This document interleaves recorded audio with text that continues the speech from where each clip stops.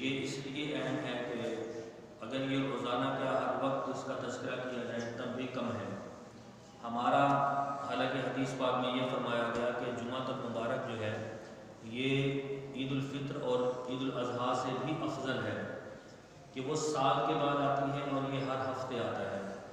اور ایک اور حدیث پاک میں ہے کہ جمعۃ المبارک یہ دنوں کا سردار ہے، دنوں کا سردار ہے.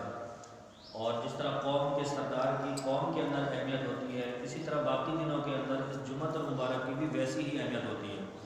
اور عام دنوں میں ہم نیکیاں جو بجا لاتے ہیں اس میں جتنی نیکیاں کریں گے اتنا ثواب ملے گا، اور جبکہ جمعۃ المبارک میں کی گئی نیکی کا ثواب 70 گنا زیادہ ہے.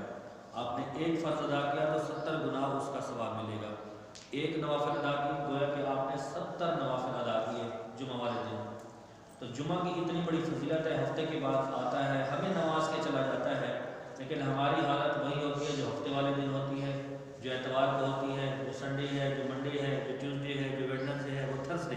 تو جمعہ کو بھی ہماری حالت ویسی ہوتی ہے، بلکہ بعض لوگوں کی تو اس سے بھی زیادہ رف ہو جاتی ہے.